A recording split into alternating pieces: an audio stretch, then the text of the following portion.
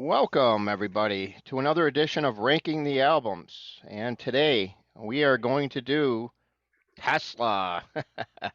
And to help me do this amazing catalog is none other than Christopher Hilton. Welcome. Hey, Joe, thanks for having me back on the show. Glad to be here.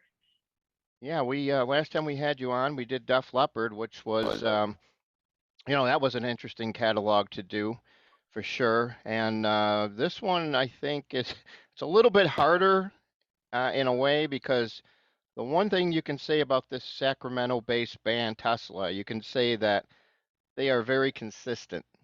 I feel that this is probably the only band from that era that hasn't really released a dud as far as an album is concerned. Yeah, it was kind of similar with Def Leppard, right? I mean, sometimes when I do these, and like I said last time, I can do Motley Crue or Warren or Poison, and the least favorite jumps out at me. But with Def Leppard and Tesla, there's no bad records. I mean, I like some better than others.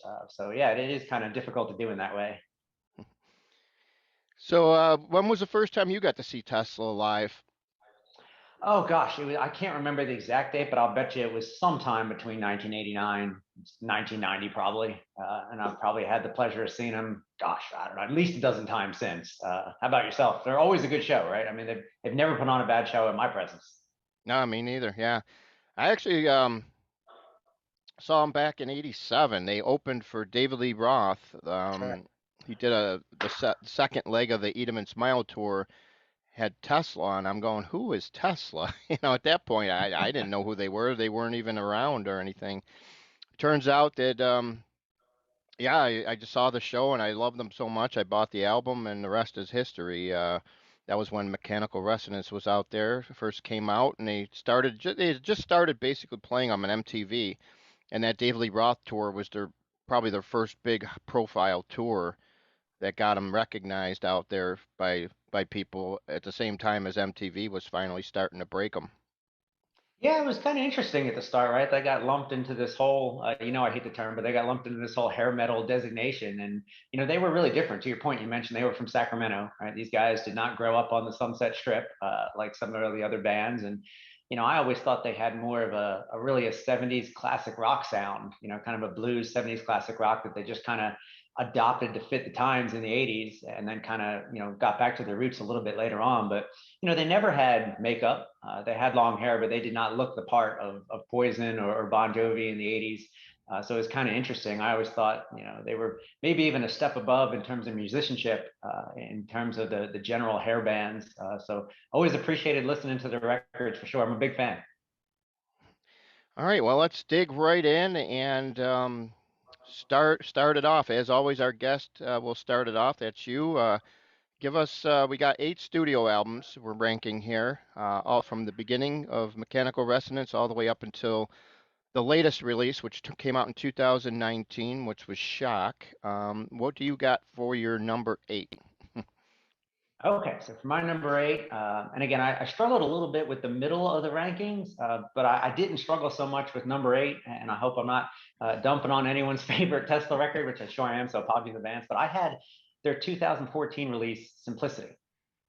So, this was kind of a conscious decision, at least as seen by the band, to, kind of strip their sound back. I think thus the title. I've never read that, but I suspect the title might reflect that aspiration to, kind of take out all the polish and any big production and just kind of a simple, hey, 4 or 5 guys in a garage recording. And the music reflected that, right? There was no layering, there was no overdubs. It was really raw, and Michael Wagner mixed this thing. I mean, they had, some pretty heavyweights behind the board. It's not like they didn't have the horses to do it, but for me, it just lacked a little, what should I say, musical depth, really. It was so stripped back. The dual guitar sound that Tesla was famous for early on wasn't really there. And uh, ironically, one of the biggest problems I had with this record was the vocals, which is ironic because I'm a big fan of Jeff Keith, right? I mean, he's a capable singer.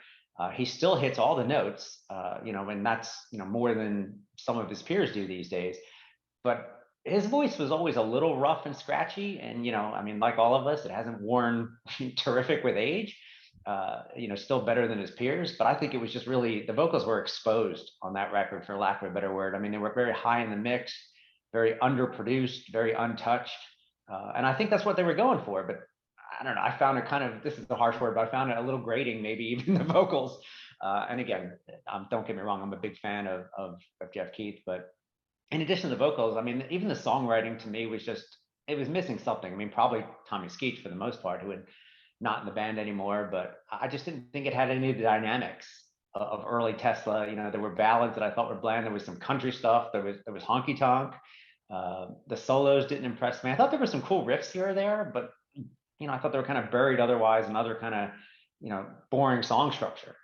There was still 70s rock, but I didn't pick up on any of that real energy. Certainly not the blues metal of their earlier records. So again, they're not bad songs. They're not. I think it was just the production for me. It's just a pet peeve. The cymbals were way too high in the mix.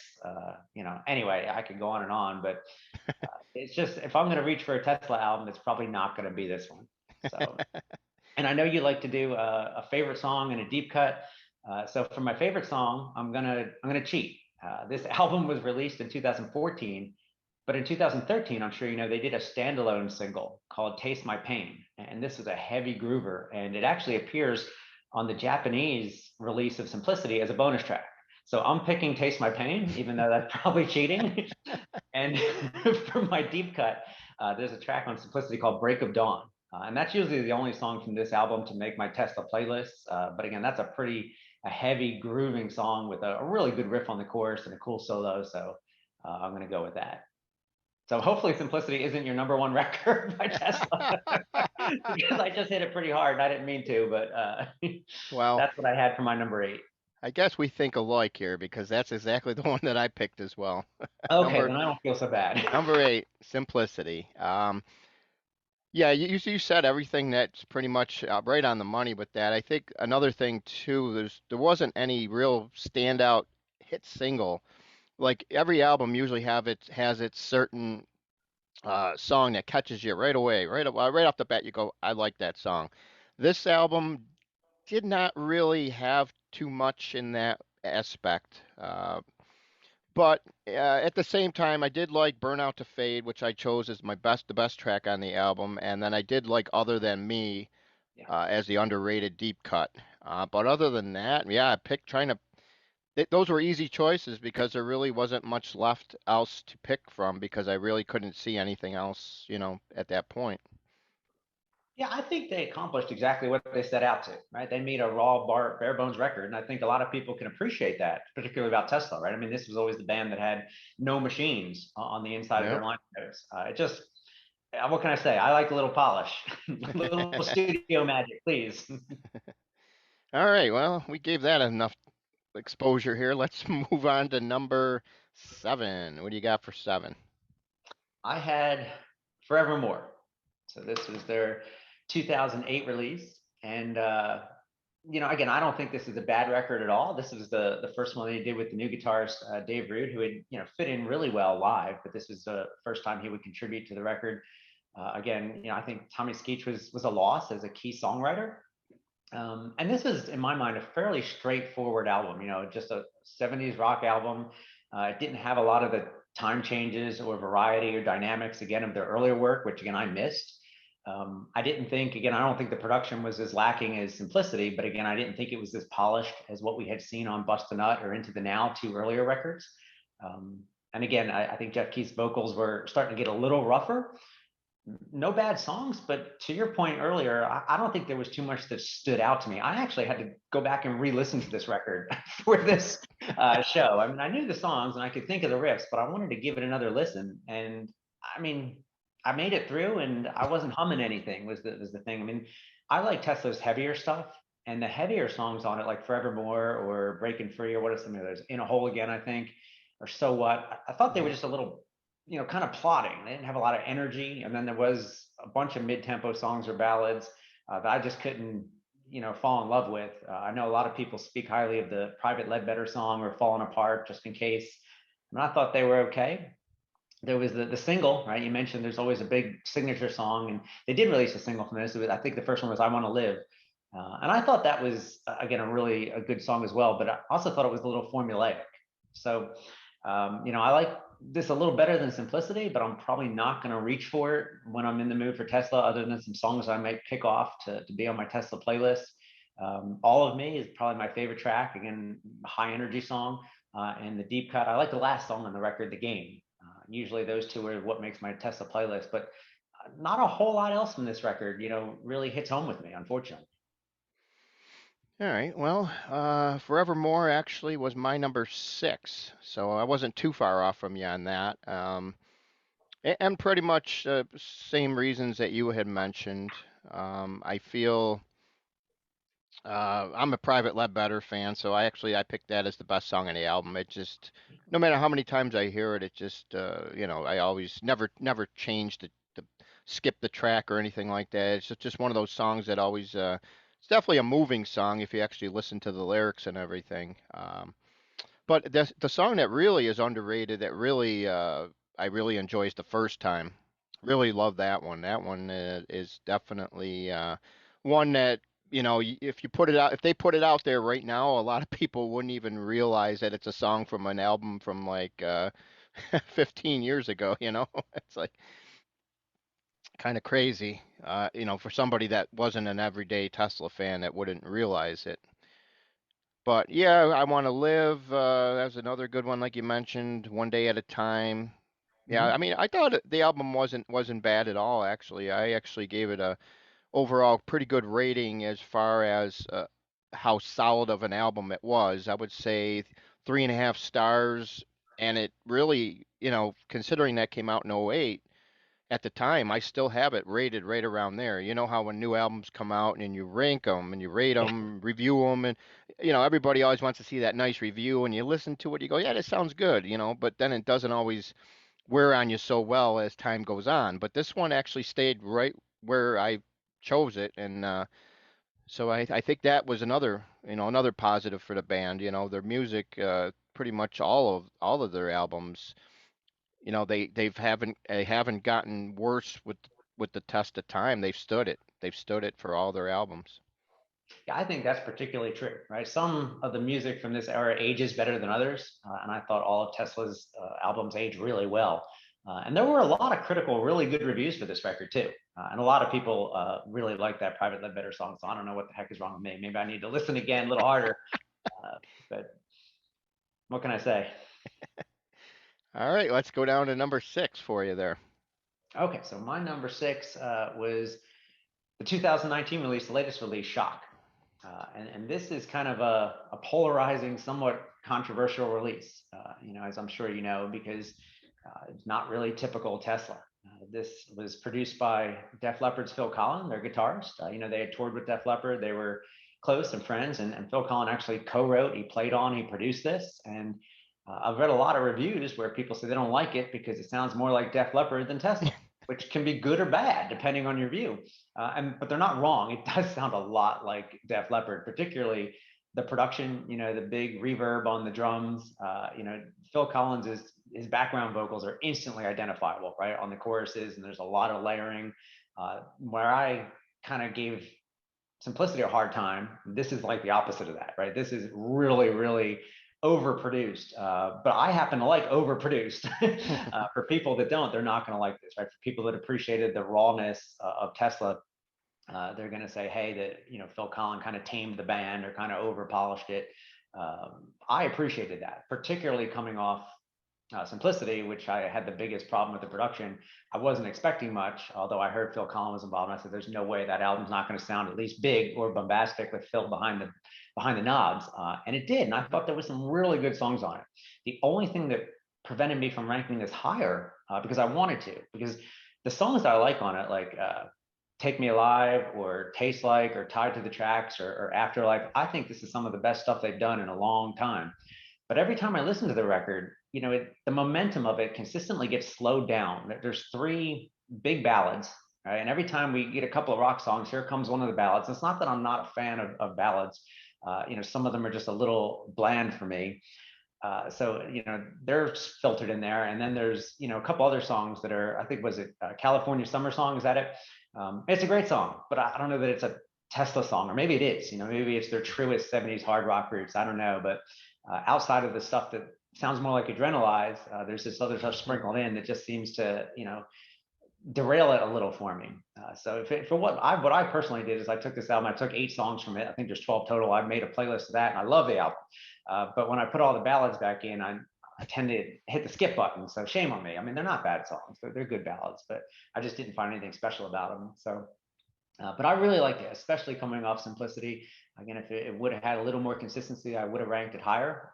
Most people I read don't like it for the same reasons I do, which again, to each his own, right? My favorite track was "You Won't Take Me Alive," the first one, and the deep cut for me was "Tied to the Tracks." You'll notice in my track selections here, I always tend to go with Tesla's heavier side, and "Tied to the Tracks" just burns. I mean, that's a groover. I love it. Yeah, and they also had that on their updated Unplugged album that they came out with. Yep. So they stripped it down, and it sounds just as good stripped down. Awesome song, yeah. I think this is, to your point, you rank albums, and I always kind of take a year-end survey, and I thought this was one of the best records in 2019 for this genre. So I like it more than the average person, I think.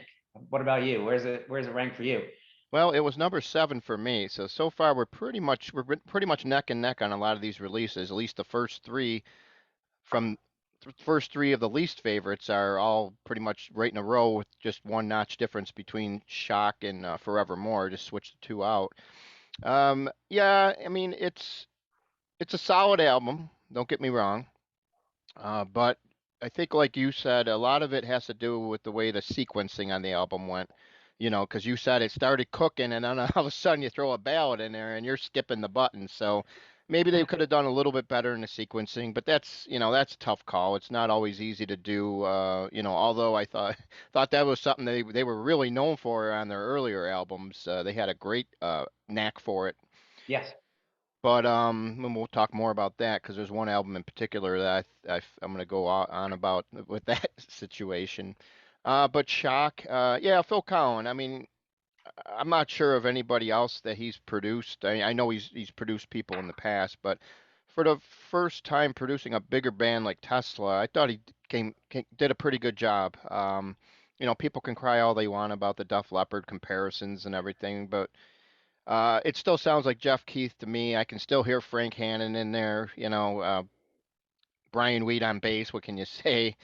Um, so for Shock, for me, I would say I think the best song that I liked that really stood out for me was "We Can Rule the World." That was a good song. Really true. they they will be ruling the world well after they're gone. In the form of leaving their music behind, the legacy will continue. Taste Like, very underrated. When I first heard it, I thought, what is this? I wasn't too big of a fan of it at first, but man, the more times you listen to it, the more that song grows on you. That's one of the songs I thought in particular would have fit right at home on Adrenalize.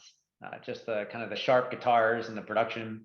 And I do like, that Phil gave Jeff's vocals kind of a touching up a little bit. So Yeah, yeah. I mean, it's not a bad album. Like I said, Tesla has never made a bad album. no, No matter what, which unlike some bands of their era or genre, even though they don't like to be lumped in with those hair bands, they still, I guess nowadays they respect being from that time period. They just don't like being called a hair band because they really were far from that. It was just that they played so many shows with those type of bands, over the years. And the radio stations that played those bands, that's the radio stations that played Tesla. So I can see how they get lumped in, but I mean, if they didn't, they probably wouldn't be as big as they were right now because that helped their exposure immensely to get them where they are today. oh, absolutely. Right. I mean, back in the heyday, I mean, MTV was catering to those type of bands, right, with that type of sound. And, if you score a hit on MTV, which, they had a minor hit with Modern Day Cowboy, but then Love Song really, broke it for them. The Big Power Ballad, of course, like it did for so many else. I mean, that was really the route to the platinum record, right? Exactly. Exactly. All right, so now we're gonna get into right into the heart of the matter here. We're getting down to we got 5 more left, the top 5 of Tesla, and oddly enough, you got the first 5 albums there. um, what do you got for your number 5? Okay. All these records I like, by the way. But my number 5 was Into the Now. I really loved this record when it came out. I think for whatever reason it hasn't aged on me as well as some others. This was their reunion record, and it came out. I think it had been 10 years since they had done anything, at least in the studio, for a full length album. This was 2004, if I recall correctly. Hmm. And the one word that comes to mind with this album is just heavy. Right, this was a heavy sounding record, even for Tesla. Unfortunately, it was the last one for Tommy. But even the production was super thick and heavy. This had very little to do with the first two albums, I thought, in terms of what was more melody or maybe melodic rock mixed with some metal. And I really liked it because I tend to like the heavier stuff. I think it works pretty well in some places, maybe not so much in others. I thought the first three songs were just as strong as you could get, maybe coming out of the gate. Right? Into the Now is always on any Tesla playlist I will ever generate. Look at Me and What a Shame. These were just super heavy. They had a little melody. After that, I think the album was kind of hit and miss a little bit. People tended to really like the Heaven 9/11 song. I thought it was a little prodding, maybe missing a little melody, and maybe that was the thing that kept the album from ranking higher for me as a whole. It was super heavy, but it didn't have a lot of melodic choruses or things you might latch onto, which is kind of symbolic of the genre. Kind of it's what hair metal did, not the Tesla's hair metal, but it took like the heavy metal roots and kind of gave them, some commercial pop melody aspect. But there was some heavy stuff, right? I mean, Miles Away, the intro to that almost sounded like Black Sabbath, which sounds ridiculous to say about Tesla, but I thought it did. Or Mighty Mouse, again, a huge riff, almost like Alice in Chains-ish. Again, kind of sacrilegious to associate the two. Got No Glory always, makes my Tesla playlist super heavy. And everything else, was kind of like I said, just a little bit of hit and miss. But I remember listening to this nonstop when it came out, and occasionally I still break it out. But my favorite track, Into the Now, and Deep Cut, again, the heavier one, Got No Glory. What do you Yeah, think? yeah, that like you said, I mean they still love Into the Now too because that still plays shows up on a lot of their set lists as well from this album, and so yeah, I mean it was heavy, definitely starts off on heavy like you said, and then they kind of mix in, and the ending of the album is kind of you know weird because I figured they would have mixed them up a little bit more. Those three songs that kind of ended are kind of all they kind of go all together. I just think maybe they would have done a little bit better sequencing near the end of the album. They started off great, like you said, with the first three. I'm not really a big fan of Heaven 9/11 either.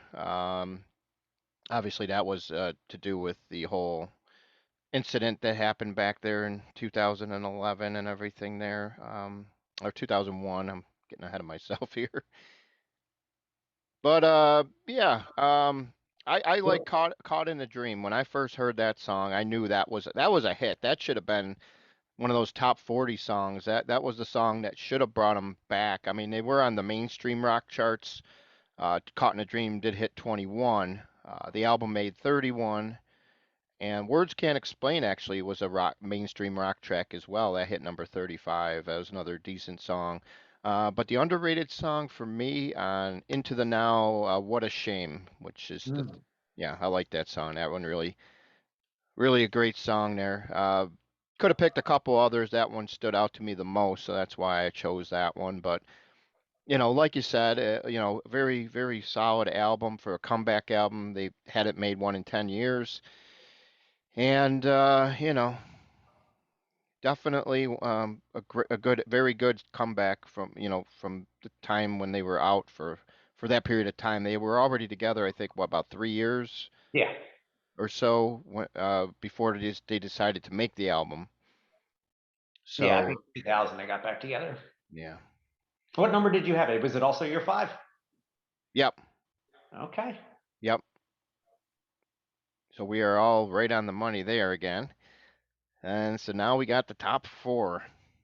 Okay, and I think these are all great records. All of them with maybe some kind of claim to the number one spot to a certain degree. But my number four was Bust a Nut. This was 1994, so this is the last one before their hiatus. And of course, it was a different time, right? It wasn't 1991 anymore. The musical landscape had changed dramatically, as we know. And I remember again really liking this record when it came out. because some of the albums from the bands that were more popular in the 80s, what they had put out in the 90s, again, for me was kind of hit or miss. Some of them went in a completely different direction. Some of it worked, I thought, some of it didn't. And I think even Tesla went in a little bit of a different direction on this, right? Because they could. I mean, nothing they were going to write on this album or put out was going to sell a million copies in 1994. So I think it had a little more diversity. It was varied. But I thought it was unforced, right? There was like an evolution that wasn't forced. I think it was still their signature sound, but it was modernized, but it had a lot of different things. The Gate Invited. I mean, I just love that song. I'm always a sucker for these cool atmospheric intros, like Bon Jovi's "Lay Your Hands on Me" and songs like that. I really love the big intros. And at the same time, it had the time changes, it had melody, it had heavy riffs. And then they went into Solution and Shine Away, which were a little bit grungy if you can squint at them, right? They had these chugging guitars, but there were also pop and country and southern songs that I thought weren't pop and country just because they had to be. I thought they were really good organic songs. Try So Hard and Wonderful World or A Lot to Lose. But there were rockers too. And I think it was almost 14 tracks in this album. Don't quote me on that, but I remember there being a lot of songs on it. Yep. I remember Action Talks and Mama's Fool and Cry and Earth Mover. I thought it had a really strong second half. People that like me are old enough when used to have albums. We talk about first half and second halves. And I even love the ending, the cover song, the Joe South cover song, Games for the Play. So I remember listening to this all the time. I really thought it was one of the best records from the quote unquote 80s bands in the mid 90s. And it's aged well. Probably a couple months ago, I just listened to the full thing in full. But favorite track is The Gate Invited, of course. And my deep cut, again, is the heavier ones, Action Talks. And I think this record actually went gold, if I remember right, which was a huge accomplishment for, a band with, 80s hard rock roots in 1994. Yeah, they were one of the last bands to have a gold album Yeah. from that were left over from the 80s there. That's one of the very few. So to pull out a gold album at that time when grunge was in their full force there, that is a feat in itself. Definitely. Where'd you have it? Same spot, number 4. Okay. We're not cheating, folks. I promise. This has got to be the closest album ranking I ever had with somebody. Right on the money, just about. Just one album, switch the two around, and we're right on the money. But and that I don't think that has anything to do with I think the Tesla. The one thing I can say about their catalog, it's consistent. Yeah. Even though you got to put some album at the end, and simplicity for all the reasons we mentioned found its way down there, but you're putting these albums right neck and neck with each other. Like I Bust a Nut and Into the Now. I could have had that reversed, but Bust a Nut was I just like that one just a little bit better.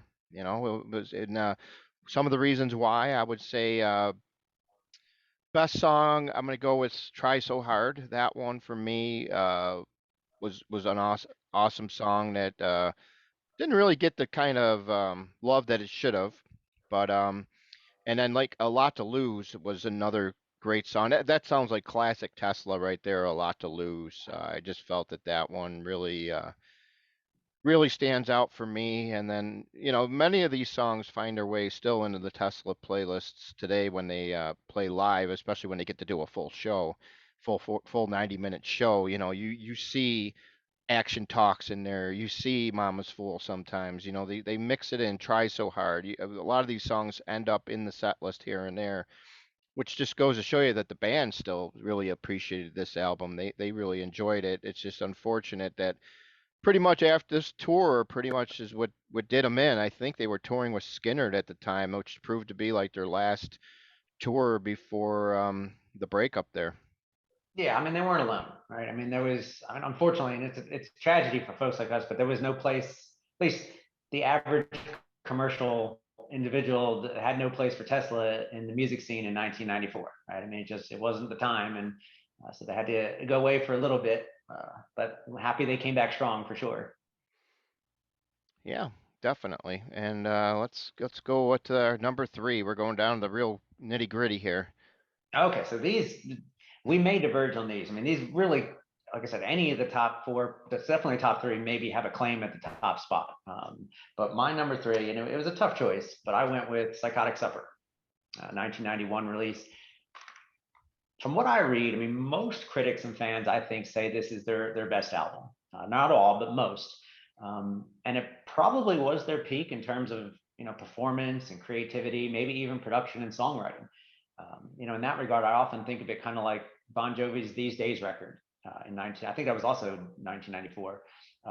But I talk about that record a lot with fans, and you know, people will tell me that "These Days" was Bon Jovi's best record, hands down. And I tell them, I said, I think I agree. It was their best work in terms of musicianship and songwriting, but it just wasn't my favorite Bon Jovi record. And so I think probably the same with Psychotic Supper. But again, I mean, I played it to death when it came out, and there's some really good stuff. And I think it's really consistent all the way through. Edison's Medicine was, of course, the powerhouse tune on the record. Just awesome. I mean, even if it was a little paint by numbers for my taste, Don't De-Rock Me. I mean, I like the faster stuff. That was almost like Tesla speed metal, for lack of a better term. And the ballads on the record were really the big thing that sold it at the time. Call It What You Want and What You Give. Those were big, big hits. I don't think they overwhelmed me as much as they did the average fan. But I think this record was also influenced a lot by their 5-man Acoustical Jam record. I mean, they had so much success with that. And so you find that acoustic instrumentation on several songs on this album. I like the more you know me by now. I mean, I like the heavier, groovier stuff. I liked Changing the Weather and Had Enough would be my favorite tracks in my deep cut. But there's tons of deep cuts. I think all of them are worthy. Freedom Slaves and Time. I really, every song has something to like on this album. So I thought, for the time, it was perfect. It was the perfect evolution of Tesla.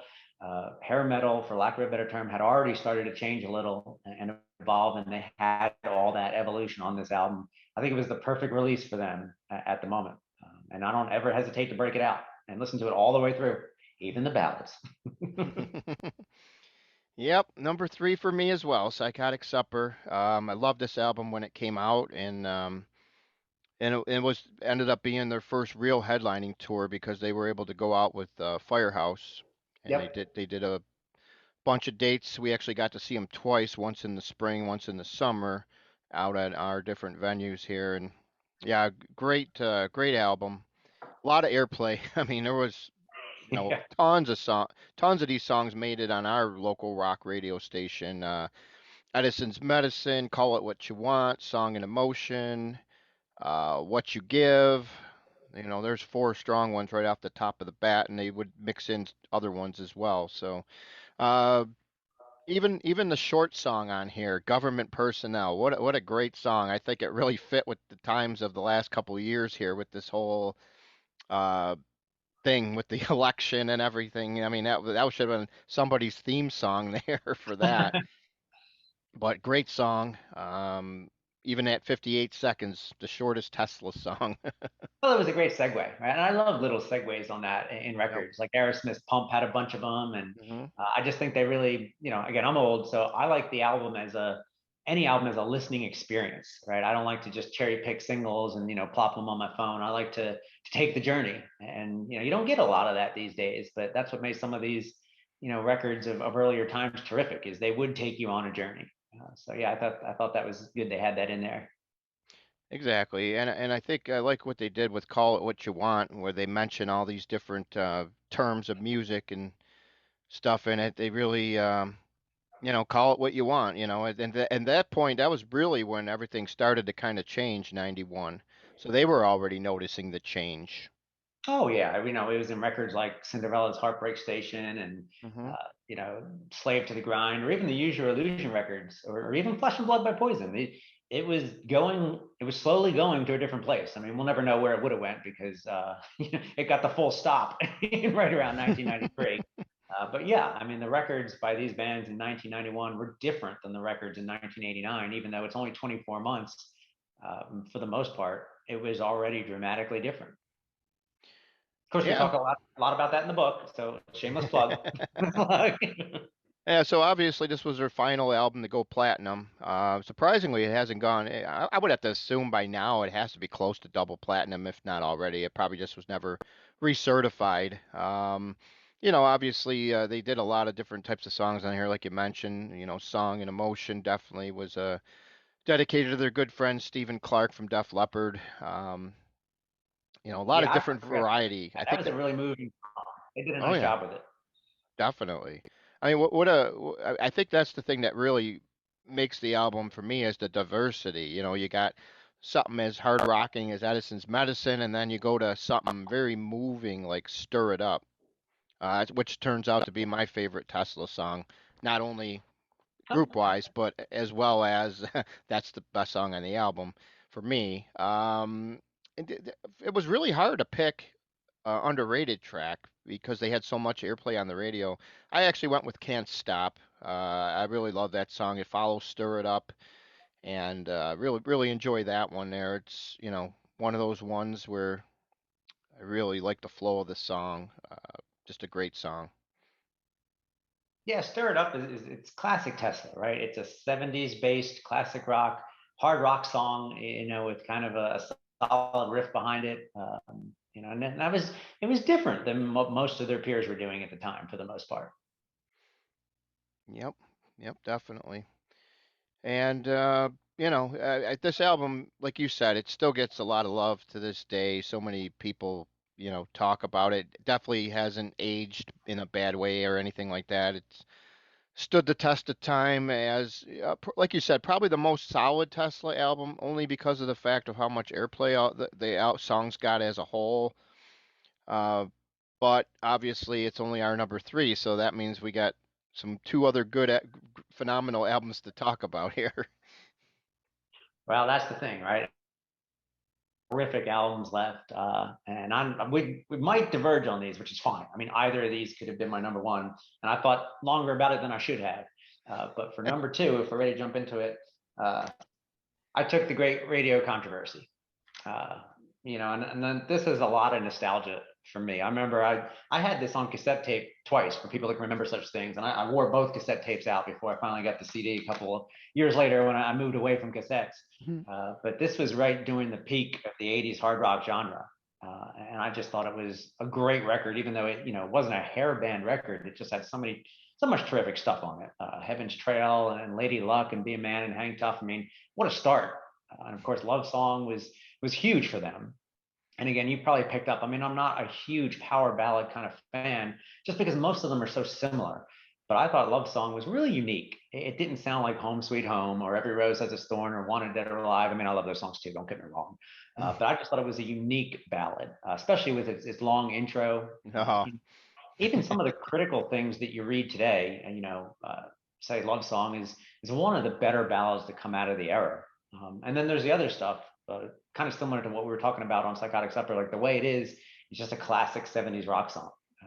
And I think they really dropped kind of the more metallic sound of the debut, but they retained like the '80s hair metal sound, but kind of got back to that '70s thing. But there was some epic stuff on there too, similar to again their debut. I think of Paradise, is an epic track. Um, and probably, if no one ever heard about Tesla, I might even start them off with this record. Um, but for me, I just, well, you know what my number one is by now, but it just got edged out. But it's a classic. My favorite track is Heaven's Trail, and my deep cut is Lady Luck. I always loved the driving guitar on Lady Luck. Killer. Yes. This album definitely my number two as well. Man, Okay. we're gonna have everything right down to just the one swap between two albums. That's pretty good. I don't know if that means anything, but I think the one thing I was talking about sequencing earlier on. This is the perfect album for them. This was sequenced absolutely perfect. One track right into the other, right into the way the songs flow from one to another. And the weird thing, as I say with this album, is if you look at the actual songs on the album, I would say probably maybe four or five of them would make probably my top Tesla songs, top 25 Tesla songs, I would assume. But as an album, though, there's just so much to it that every song just is just kind of on an equal level. Because I think all the songs, although they're not the best Tesla song, the way they flow together and just the way they are, they're just great songs, just very good to great songs that just had this awesome sequencing, and whoever was the one that did perfect. You started off with Hang Tough, you go right into Lady Luck, and then all of a sudden you're kicking it up another notch by going into Heaven's Trail. I mean, it doesn't get much better than that, you know. Yeah, that might be my. If I had to just pick one Tesla song, I might pick that So my favorite is Paradise, I guess. I didn't want to pick Love Song. one. I love Love Song, but Paradise to me, I always loved it, especially the version on the Unplugged album. Oh, Yeah, that Paradise is great. That's one song I definitely always loved. And then underrated, we and you think alike on that one. We're gonna go Lady Luck. And the sad part about that song is the band hasn't really ever played it live since this tour. I actually seen them with Great White. They played our venue out here, and they opened with that song. So that was oh, just, really? yeah, that was just killer opening with Lady Luck. Wish they would That's a do that treat. again. That's a hardcore fan's treat right there.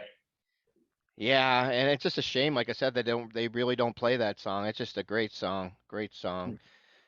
But yeah, this album to me, it was tough picking between this one and what's number one here.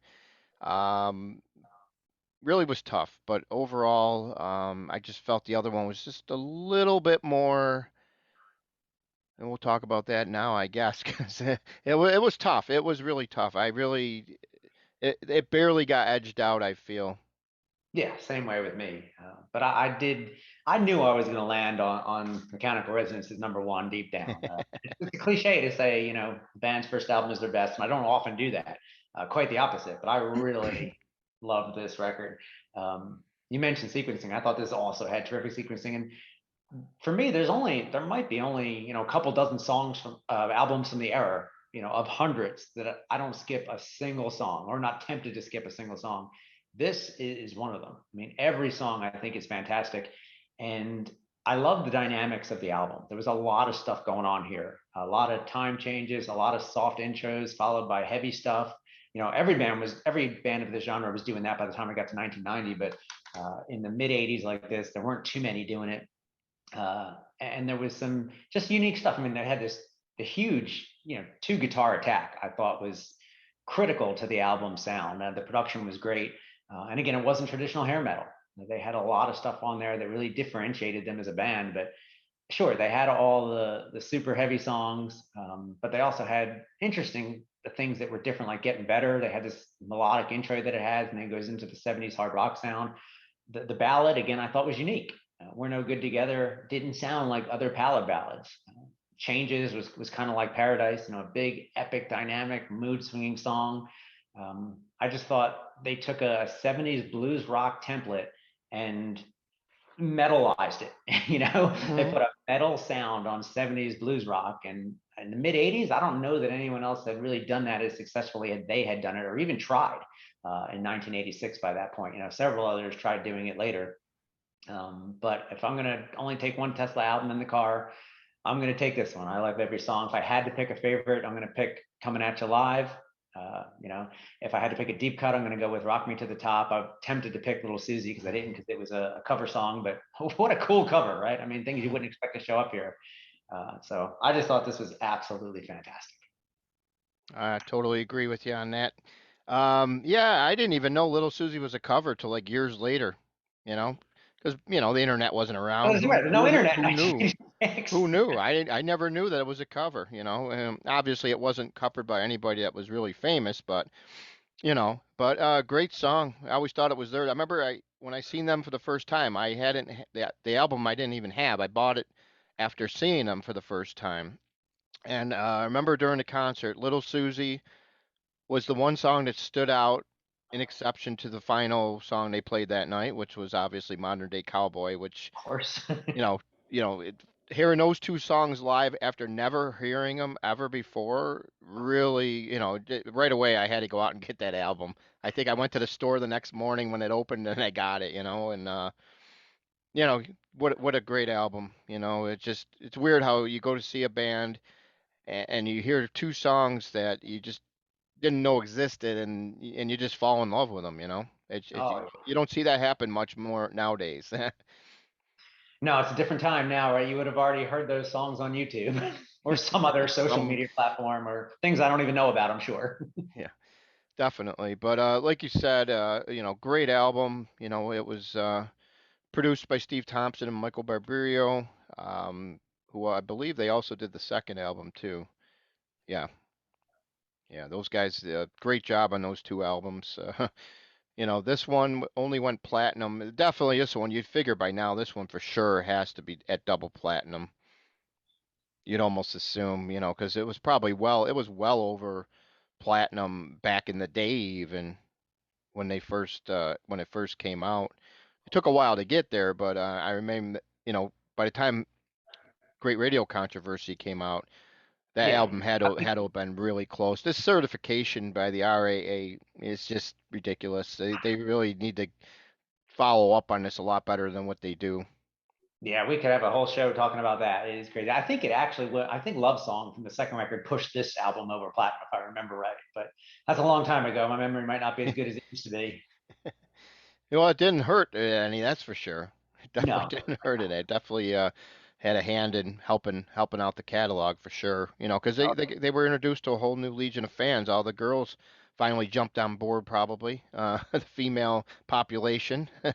Well, that was the beauty of the power ballad, right? I mean, you could Yep. effectively double your audience, and it got you on MTV if you weren't already. So, if you were a hard rock band in the late '80s, I mean, if you wanted to sell a platinum record, you had to have a power ballad. There was just no way around it.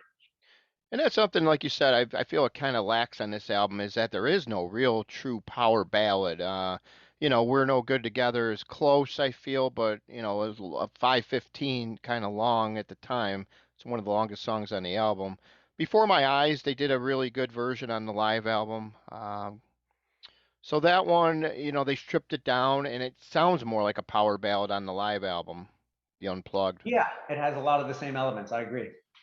But the studio version's a little bit more solid, harder rocking. Um, so Little Susie obviously is my favorite song by Tesla on this album, and then I couldn't pick an underrated one. So what I did was I picked two. I cheated. Okay, I went with Getting Better. That's just a great song. it is. Phenomenal. And We're No Good Together was the other one I picked. But I still remember when they got back together. I went to Cleveland because it didn't come anywhere around here. I went to Cleveland to go see him at the Agora, and that was one of their first shows back after that Sacramento reunion there, and they were just loving it. Common guys who just loved the fact that they're out there making music, and enjoying it. I remember, and Cleveland isn't exactly the greatest city, especially back then, but they were out by the bus. Jeff Keith takes his coat off. There's a fence between the bus and the parking lot where all the fans were waiting before the venue would open. It was a nice day out. I think it was summer, I believe. And Keith hops the fence and comes out and hangs out with the crowd for about a whole hour. And this is like maybe 3 hours before the show, all by himself. No security guy, no nothing. Just amazing how he had that much faith in his fans. He knew nothing was gonna happen or anything. He just went right out there and started drinking his Pabst Blue Ribbon. Sounds just like him. That's a great Yeah, experience. That's a good yeah, story. definitely, definitely. So yeah, this album is definitely it doesn't get any better than this from Tesla's side of point of view here. And if you look from this album down to Simplicity, every album as you go through it seems it's weird how the way I got mine here.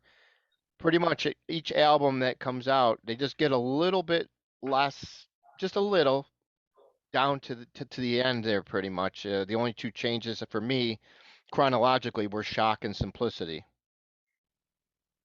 Yeah, I think a lot of that has to do with, again, I harp on it, but a lot of it for me is the production on the records, right? Hmm. In the '80s and late '80s, I mean, you spent $250,000 producing these records, and now they're probably spending, $5,000, and they're doing it on their phones.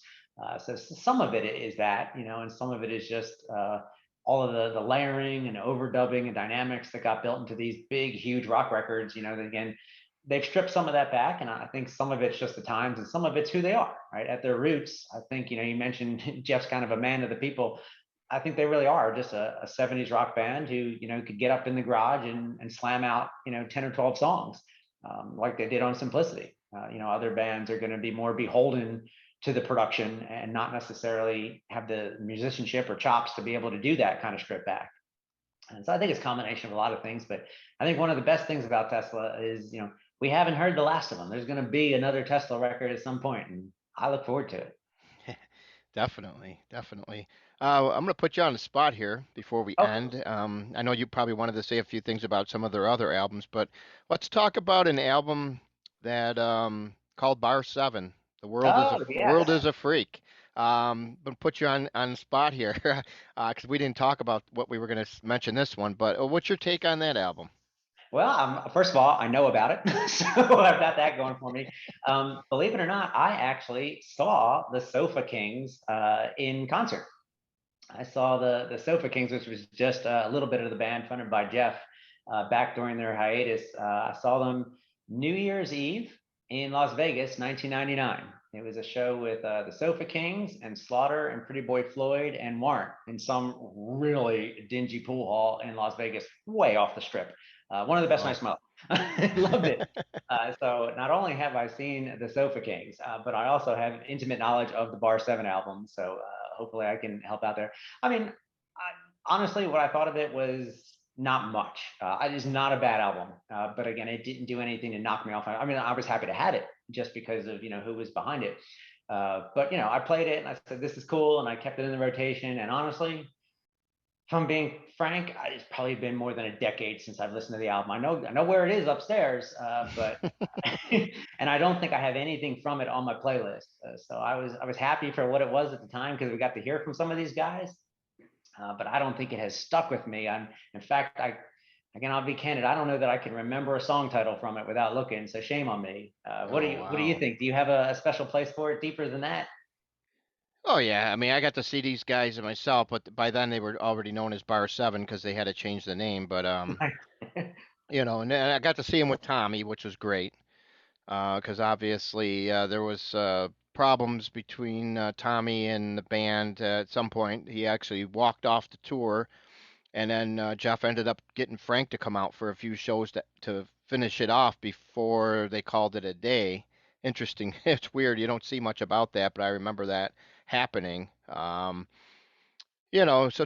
Tommy's always been his own guy there, and his own worst enemy sometimes. Oh But yeah. when this guy's on and he's playing guitar and there's not too many people better than him when he's on his game on stage there. No, him and Frank have something special together, for sure. Yeah, but as you mentioned, getting back to the album, I think the album is called "The World Is a Freak." "Freaked" was a cool song. I figured you Yeah, I might remember. like that one because it's a real heavy song. It's probably the only one I have stuck in my head.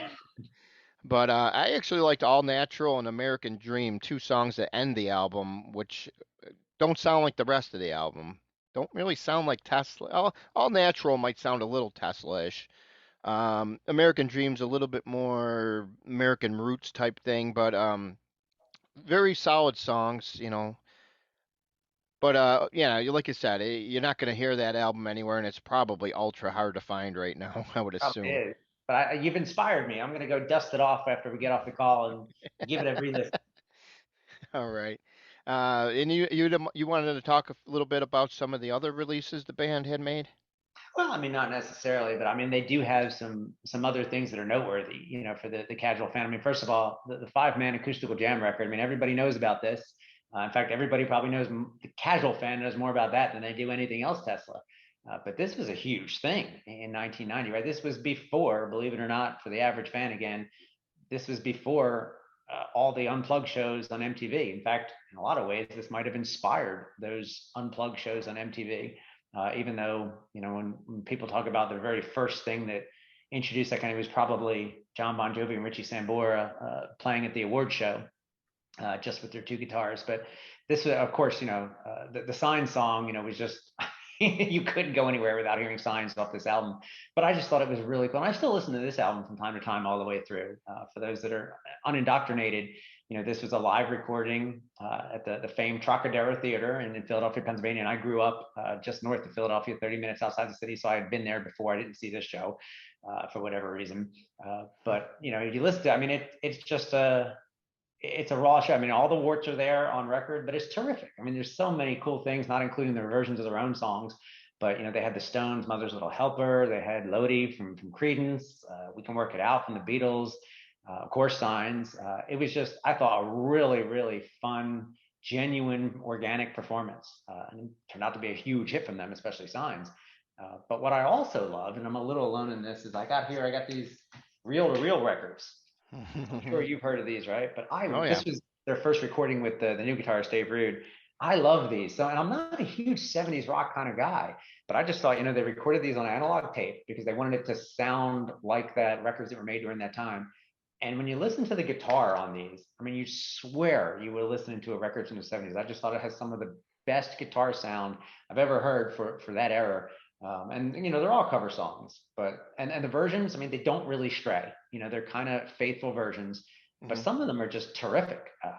"Walk Away" and "All the Young Dudes" and "Shooting Star," and just looking at the other titles, so "Space Trucking" was really cool.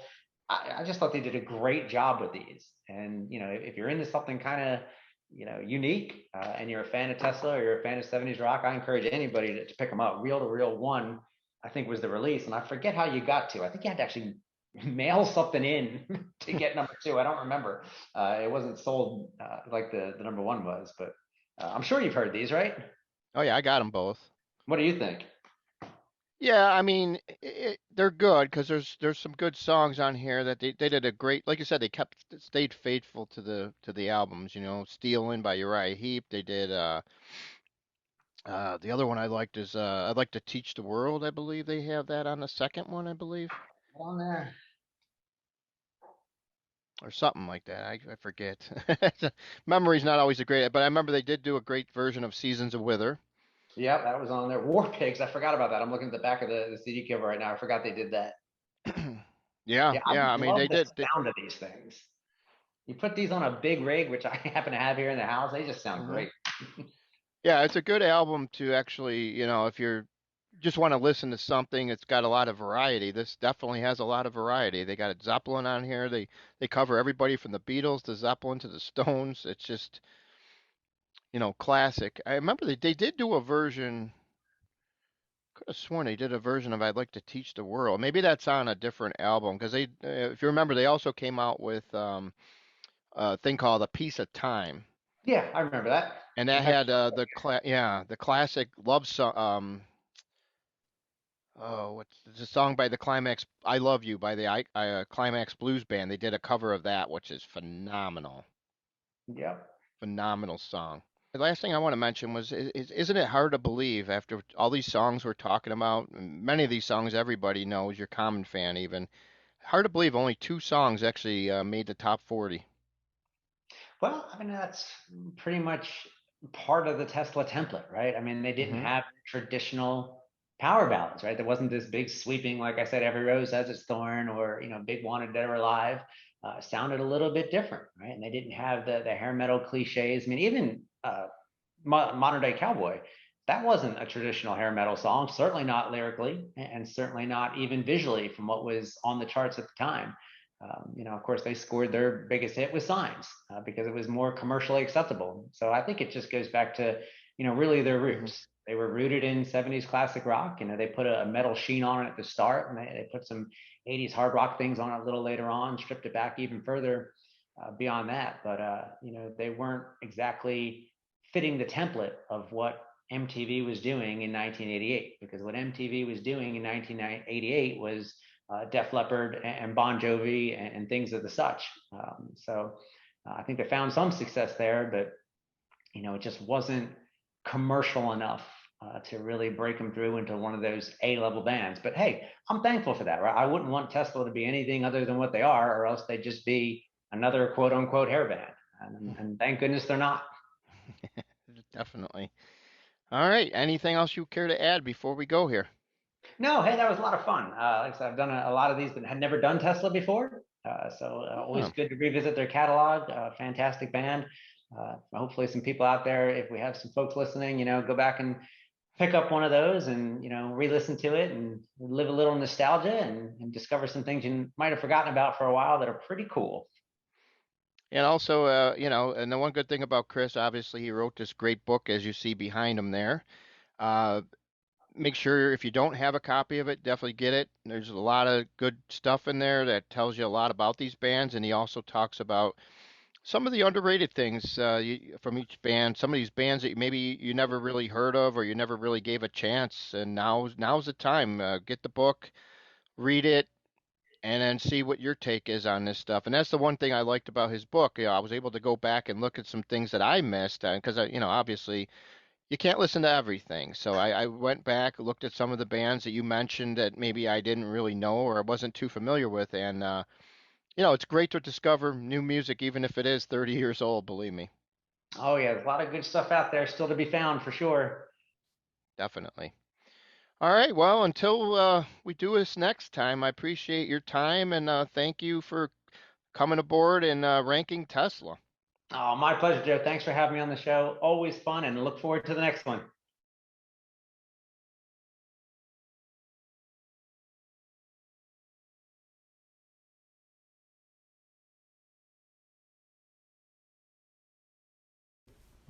Check us out on the website at www.rockshowcritique.com. We also have our Facebook page, as well as our Twitter, Instagram, and YouTube accounts. Check them all out for any updates regarding the world of music. Thank you as always.